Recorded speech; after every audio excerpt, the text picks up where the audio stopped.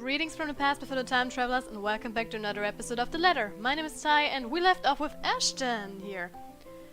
I can already imagine how things will go down the moment I spill a word of what I saw. Nope! Over my dead body!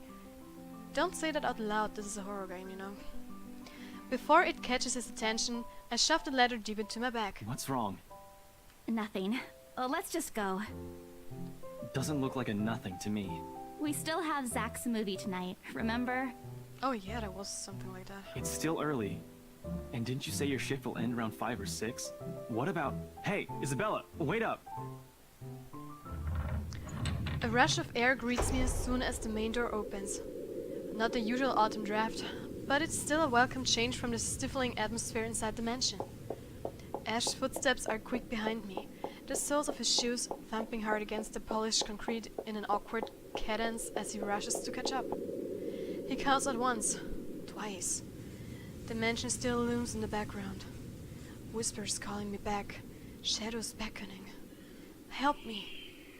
Help me. Oh, that's creepy! I don't look back. We spent the ride back to Luxburn City in a relatively quiet manner, with only the radio's disjointed hum in the background to fill the silence. Occasionally, Ash will reach out to fiddle with it until the signal settles, or it's on a respectable volume, but otherwise, he doesn't say anything. Neither do I. However, if the furtive glances he's been sending my way are signs, I know there are things he's been itching to ask since we left the mansion. I keep my eyes trained on the passing scenery outside, in the small hope that my disinterest will dissuade him. Here. All of a sudden, he tosses something at me from a small compartment on his side. It hits me cleanly on the chin before I can make a move to catch it. The small package makes a soft landing on my lap instead. Sorry. Oh, he's so cute! The glare I send him wipes the smirk about to form cleanly off his face. He clears his throat, focusing his eyes on the road again. I swear, he did it on purpose. Ignoring him, I flip the half-forgotten package on my lap. I won't say no to free food, but why are you giving away cereal bars? I always have one on my person. And you look like you're about to pass out back there. Oh, Have you eaten lunch yet? oh my god. I don't even get a chance to deny it, because right on cue, my stomach rumbles loudly and empty. Gnawing feeling in my belly becomes noticeable. No surprise there. I did skip breakfast and lunch so I could catch Becca while she was on break. I was hoping to get a small meal after. I guess with everything going on, I just forgot until Ash mentioned it. It's not like the hollow feeling's new to me though. If anything, it's just one of the things I've gotten used to ignoring over the years growing up. A thanks then I tear open the package and start nibbling on the edge of the bar. Apart from acknowledging nod, Ash doesn't say anything after that small exchange. For that, I'm thankful. After getting an earful from Becca and Rose, it's nice to be able to sit down with someone who's not going to nag at you. How'd the open house go? The usual. We got a bigger crowd than normal because of the property's fame, but really, no different from the typical open house. On second thought, it actually looks like a fancy party more than an open house. I've never felt so underdressed in my life. Weren't you there? I wasn't really listening. I should have asked someone to kick you out. No, you won't. And what makes you so sure? One, ever since you got assigned to this property, you've been freaking out about it. Rebecca's words, not mine. She's been complaining to me about how you talked your ears off, by the way. Two, despite your initial qualms about the place, you still took the job. Which brings us to 3. It's been months since you last settled a deal, and you're short on money right now since you're back to your instant noodle diet. He's smart. I like I didn't even him. know about the last one. Rebecca. I knew Anyhow, you're hell-bent on selling the mansion. Even if someone you know personally is in the tour group, you aren't going to just kick them out. Every single person who went on your open house is still a prospective client to you. Even me. it. Touché. He's not entirely wrong. Oh man, I walked right into that one, didn't I? I hate you. Oh wow. I really hate you right now. Why did you hate? Why? He's just being nice. His answer is a small laugh, the kind that screams, "I'm right, I told you so." I hate it when he does that. I'll have you know that there's already someone who's extremely interested in this property. So even if you expressed any sort of interest in it, I don't think they'd be willing to let you have it. Too bad. Provided I didn't botch it with the rights. Oh, with the whites and with the rights. Why of all times did I have to screw up like that? In front of an important customer, no less. I owe Rose a big apology. I hope she likes free donuts. You don't seem too happy about it. I am happy. Doesn't this look like a happy face to you? Not really. Really? And here I was thinking you found another one stuffed in the sofa. Or is it the wardrobe this time? He meant it as a joke, but how close it is to the truth made my blood run cold and my own heart beat a heavy weight in my chest. All at once, the letter in my bag feels a whole lot heavier, burdened by my own guilt and apprehension. Yeah, well, things happened. Stuff the right couple might not be pleased about. That sounds so wrong. I was thinking it's the right couple and not the right couple. No need to make a fuss about it. It's normal in the business. You made them angry? Not angry. Just stuff happened. Like? Things. Did they do anything? Your clients, the rights, was it? I can't answer that. At least, not without revealing everything that took place in the attic. I don't want to lie to him. I just don't. But I'm still going to save. Just in case. I'm going to change the subject. You keep asking me about my work, yet you haven't said a single word about yours. That's not fair. Both you and Zach have literally disappeared off the face of the earth. I want to know what happened. Okay, whew! Plus sides. Thank God. An over-exaggeration but changing the subject to something else is still better than outright lying to him. Besides, it never works with him. I'm not sure if it's because I'm just bad at it or because he's just really very good at his job. He doesn't answer immediately, only momentarily shifting a glance over me and returning it back to the road when he has to make a sharp turn. Outside, the sun has already started its descent, casting a vibrant orange glow on the tall buildings. I wonder how long before we reach the venue for Zach's film. Checking the street signs outside, it appears Ash has taken the longer route. Odd, but he's probably trying to avoid the rush hour traffic. Didn't we just talk a week ago over chat? That's different. Linking your awful memes in the group chat box every morning isn't exactly a conversation. But memes are amazing, you know? Excuse me, I don't hear you calling them awful while you're laughing at all of them. Shut up! And you aren't answering my question. That earns him a soft punch to his arm. I did laugh at them, but I'm not going to give him the satisfaction of knowing that I find most of them funny. It will only make his head bigger. Stupid Ash. Alright. Lay off on the abuse. Remember that case I mentioned before? We've been trying to pin the bastard down, but it required more work than we anticipated. The guy's slippery like that. We got some good lead months ago. He recounts what he's been doing in the time we haven't seen each other. His usual work, the occasional small investigation, and the big case he's been stuck working on, stuff he couldn't mention in the brief time we catch each other online. Although most of it are the trimmed down versions, only things he can tell, he has always been careful about that. Even in the way he spins his answers to my questions, just enough to satisfy my curiosity, but not enough to paint the whole picture. At one point, his voice takes on a strained tone when he mentions something about the big case, but I don't dwell on it too much. That's normal, right? I mean, who wouldn't be frustrated if you couldn't bring someone to justice because they keep slipping out of your fingers? Does this big case have something to do with the mansion? If I were in his shoes, I'll definitely lose my mind. His stories never cease to be entertaining regardless. If things weren't the way they were back home, maybe I would have considered taking on the same job as him. Well, nope, not really. Mama would never allow that. But the idea is still there, along with countless others I've let go. Time passes quickly between us in this manner, and before I know it, we're already at the movie house. Oh, point of no return. Interesting. Pocket Chibi coming soon. What's that? Batcat soon. And that's also Batcat. Oh, okay, why not? A small crowd has already formed in front of the theater when we arrive. The Lift Fest, short for Luxburn's Independent Film and Theatre Festival, attracts a bigger crowd annually, and this year's no different. I've only been to a few indie film screenings with Zach, so I'm not an expert on the matter. But I know that for people hoping to make a break in the industry, getting your film recognized by a local event like this is already a big deal.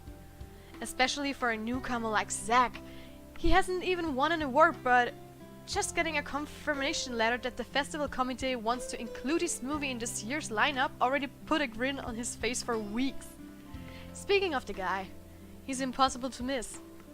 At 6 feet, he appears to loom over most of the moviegoers, and with his large build and heavy voice, there's no surprise when people give him a wide berth as they pass by. It's often easy to mistake him for someone intimidating at first glance. I did, back when I didn't know any better. Ash did too, I heard, once early in their friendship. Oh, there's Zach. That yeah, well, shut up. Hey, you guys! Long time no see! He's huge. Zach's face lights up with a smile of his own. He moves towards us with careful steps, taking a significant effort to make himself smaller so as to not bump or accidentally hit anyone. Typical Zach. As he nears, Ash casually raises his hand in greeting and... Sup, Z-Man, my main man. What's crack-a-lackin', my homie? Totally not embarrassing. The awkwardness that descends within the imitating vicinity of our small group is palpable enough. Palpable what? Somewhere to our left, a girl jiggles, and only then do I become aware of my mouth hanging open. I'm almost amazed how Ash can say that out loud with a straight face. Almost. Considering his track record, I should be used to it by now. Zach seems to be. Yo, stop trying to act He's black, blushing. Ashton. And you're the only one who calls me Z-Man. There's fondness underneath his exploration tone. If this were any other person, he'd likely be offended, but years of friendship and familiarity have made those words harmless to the other ears. Or at least enough for both to take it in stride. It's been a while, Zach. I hope you didn't get into trouble again. Yeah. Not much to get into trouble lately without you, I'm afraid. I'll let you know if something comes up, though. Nah, I ended up with chicken down stuck on me last time I agreed. I'd really love at least this year to pass without some sort of accident happening again. What accident? Hey, I take offense to that. It wasn't that bad. Oh, You the chicken really thing. have no idea. A beat passes, and then Zach laughs. Hey, I'm kidding! You know you can always count on me. It's a story only the two of them are privy to. Every now and then, Ash will enlist Zach's help on something. Backhand, I never really found out what the real deal is with those adventures, as Ash calls it, and both aren't willing to tell due to some unspoken agreement. She insists that if it's Ash, it's likely not something illegal or life-threatening. I tend to believe her on that. Sometimes. Oh well, boys will be boys, I guess. I give Zach a small wave from behind, Ash when his intentions eventually turns to me. Bella! Oh my. Huh? Rebecca's not with you. Is she still sick? A bit. But she's up and went to work this morning. You know she doesn't listen to anyone that's not Ash. Yes, she does. No, she doesn't. You're literally the only person she'll listen to when she's feeling stubborn. And it's true. They have known each other far longer than any of us in the group, childhood friends and all. But don't worry, Zach. She's probably on her way here now. She promised she wouldn't miss your movie. No. Isabella! There she is. Speak of the devil. Without warning, a hand grabs me by the shoulder and turns me around. Becca, you're just in time.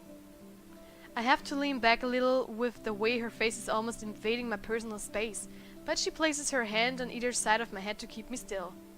She stares at me intently, concern filling her eyes. Becca, you're squishing my face. How are you? Are you alright? Wait. Does she know what happened? Why wouldn't I be? Rose called me earlier. Oh. Those were words tell me all I need to know. Since I don't have my family living close by, and the only other relative I have here works on the far side of the country, I gave my company Becca's contact number in case of emergency. I should have known Rose would call her. I push Becca's hand away from her face. Although she lets go, her eyebrows remain drawn together. Oh, no, no, everything's good. Rose covered for me at work today. That's not what I'm talking about. How's your head? Beside me, Ash snickers. I bite back the urge to elbow him in place of trying to avoid Becca's hand as she tries to reach out for the said area. I do my best to dodge her, all at once moving to hide behind Zack. Sorry for using you as a human shield, Zack. Oh, it's nothing. I just slipped off a few steps on my way down. I blacked out for a few seconds and had a minor bump, but it's just that. You blacked out? It's not something to brush off. Come on, at least let me check it. Oh man. It's extremely minor. You wouldn't even know it's there. Isabella, this isn't a laughing matter. Okay, Mom. She did look pale when I saw her. Wow. Thanks a lot, Ashton, you traitor. I'll get you back for this. Just you wait. What? I'm just saying it as it is. If you mentioned this earlier, we wouldn't be having this conversation right now. I'm sorry. story. Saw her? Yeah, they arrived together. Bella looked fine to me then. I don't know. Something crosses Becca's face, but it's gone before I can figure out what it is. Oh, that's good. At least she didn't have to travel alone, right? At least. Good. Does Becca have a crush on Ashton and Ashton has one on Bella? And I guess Zack has one on Becca. Is it going to be some love, triangle, quarter, angle, whatever? See? I'm okay. I wouldn't be here if I wasn't. And I don't want to miss Zach's film. We can always watch it some other time. Sorry, Zachary. No, it's good. But you guys should really keep it down. We're starting to attract some attention. It's the premiere. The premiere's different. Right, Zach? I shoot him a pleading look. Zack's a sensible guy. He'll understand. Please understand. Not really. But Rebecca has a point. In the end, I think it's your call. Oh, for heaven's sake! Please, Becca. I really don't want to miss it. You're not missing it. Oh, we're just moving it on a different day so we can have a... Look, you guys. Ash's loud sigh unexpectedly cuts through the conversation. He's pinching the bridge of his nose as he speaks. Something he usually does when he's getting impatient. If she says she's okay, then there's nothing we can do about it. It's not like we can stop her either. Besides, she's still acting like the same old Isabella to me, if she can still run around like that. Thanks. Why are you taking her side? I'm not. But if she wants to watch Zack's movie with us, I'm not going to stop her. She's probably the one looking forward to it the most. Ash, that's... You, of all people, should He's know... so sweet. Tell you what, if I notice something amiss with her, I'll take her to the nearest hospital myself. Is that good enough for you? I already know the answer before Becca voices out loud. When at least she releases a deep breath and nods, albeit with great reluctance, I immediately tackle her into a hug. Thanks, Becca. It's always been you with him, isn't it? Did you say something? Me? Nothing. Don't mind me. If you say so. Okay, guys, showtime's close, so I think I'm gonna get us some snacks. My treat. And knew then let's it. head inside. I knew it. Please don't break up your friendship because Anyone of a here guy. has a smaller bill? I think I do. Hold on. I pull myself up from Becca to get my wallet from my bag and... What's this? No! Ah! I should have known it. But guys, that's first episode. Thank you so much for watching. Leave a like, subscribe to my channel. If you already subscribed, click on the notification bell down below so you get notified when I upload my videos. Share us on Twitter and Facebook. And guys, we'll see you in the future or back in whatever. High five.